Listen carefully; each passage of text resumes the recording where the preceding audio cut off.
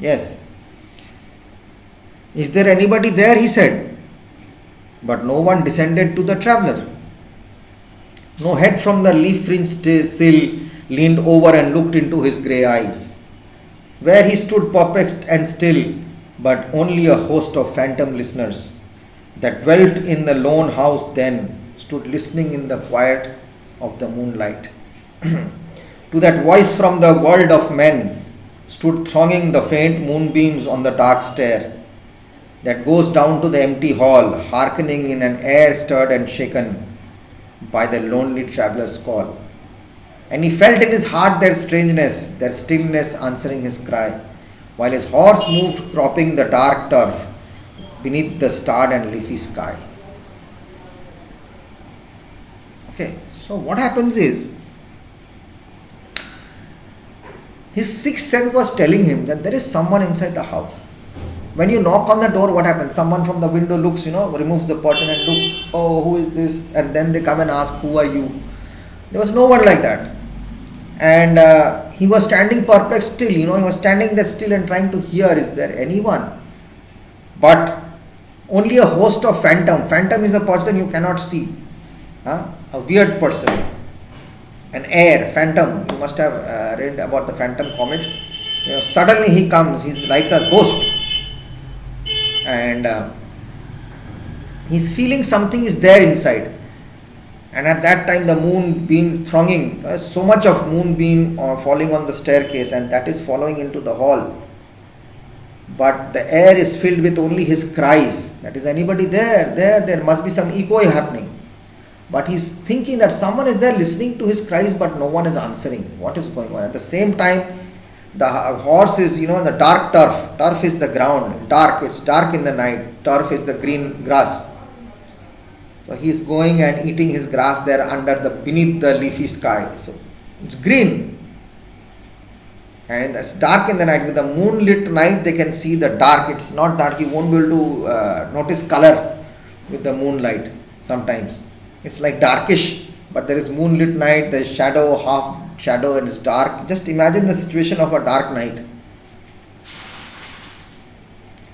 For he suddenly smote the door even louder and lifted his head.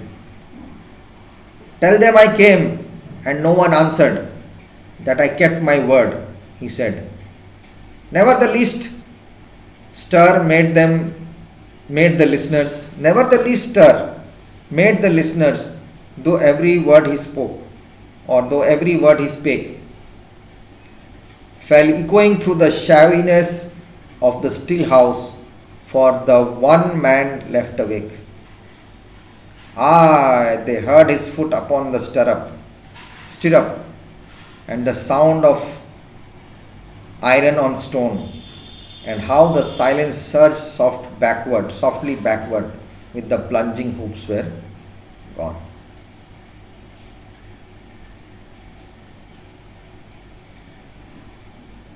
Till now what happened? That the traveler has got down from his horse. He has come to meet someone, because in the last line he says, tell them I came, and no one answered. That I kept my word, he said. Never the least stir made the listeners, though every word he spake.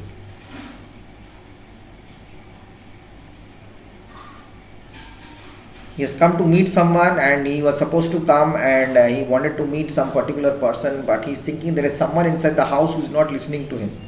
I mean, they are listening to him, but they are not answering him. So again he started hitting the door again. Quite of a suspense, He's still in his intuition is saying, his thinking is saying that there is someone inside. But actually the house is empty. And he lifted his head this time. He's trying to see something. That, tell them I had come and no one answered, so I am leaving today. That I kept my word, that I have come, he said. Never the least stir. So much of noise he made, all that shouting and all, made the listeners, let the listeners move. He's thinking that no one is also moving, I am shouting so much, at least I should get a noise of movement. That too also there is no movement. Though every word he spake, there was no use. Fell echoing through the shadowiness of the still house. I told you, isn't that there's going to be some echo. When you are shouting at an empty house, the voice is going to go and again come back. And if there is there, the voice won't come back if there's people moving inside. So only his voice he is able to hear, that he's shouting, he said something, but that's only fell echoing in the shadowness of the house.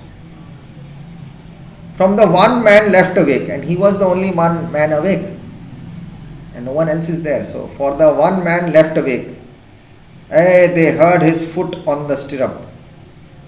He's thinking that there is someone there. He must have heard. Stirrup is the side where you put your legs on the horse's back. When you sit on the saddle, there's a stirrup like a U shape. You put your legs into it to sit on your horse. You actually control also the horse with your legs, hand and legs both.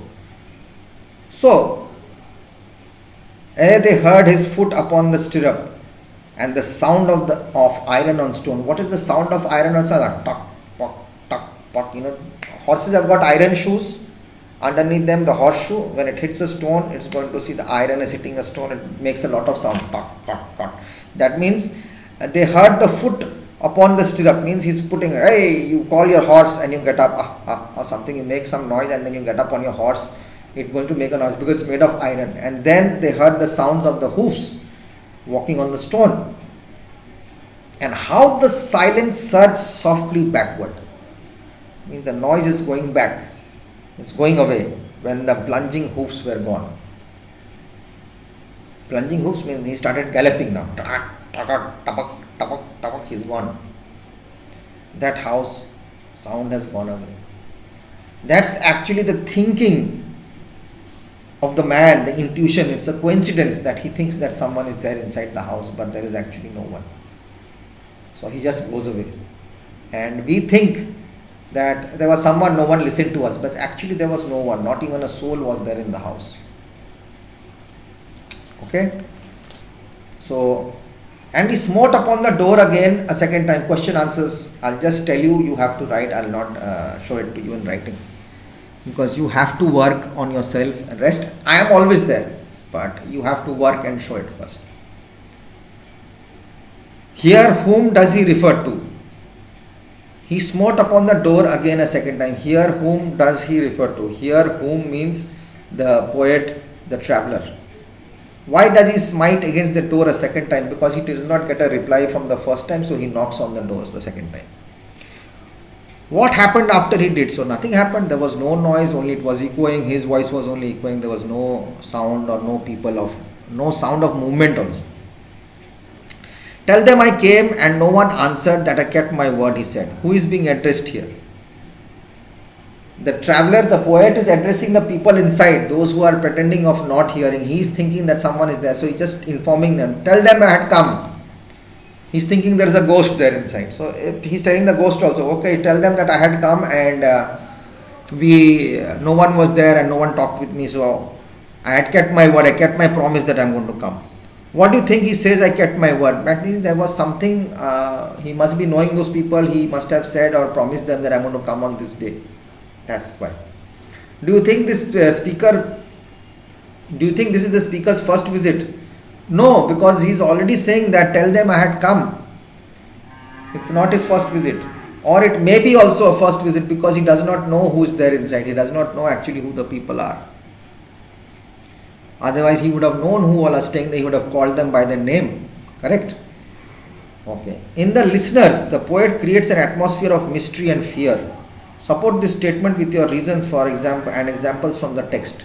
That there is no noise, shadowiness in the house, only his voice is coming, there's no one moving, no breath of air, a dim light, and it's quite fearful place, a lone house, no one is there.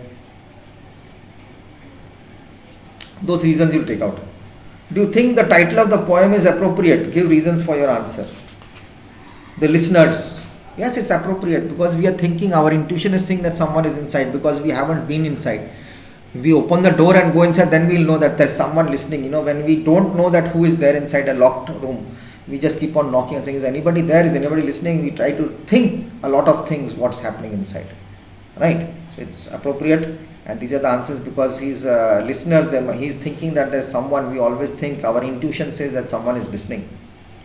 Do you think the traveler was aware of the listeners presence, pick the lines from the poem to support your answer. Do you think the traveler was aware of the listeners? Yes, he was thinking that he was aware of the listeners, but at the same time, he was not getting any sound.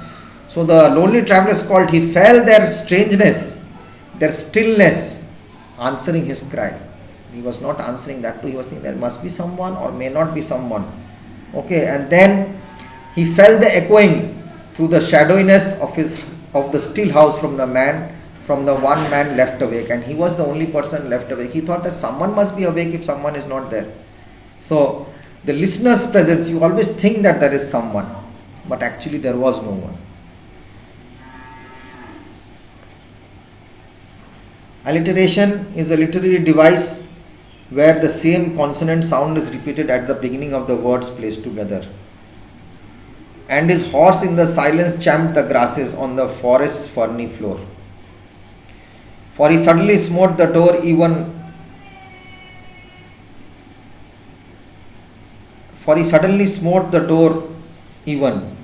and how the silence surged out backly.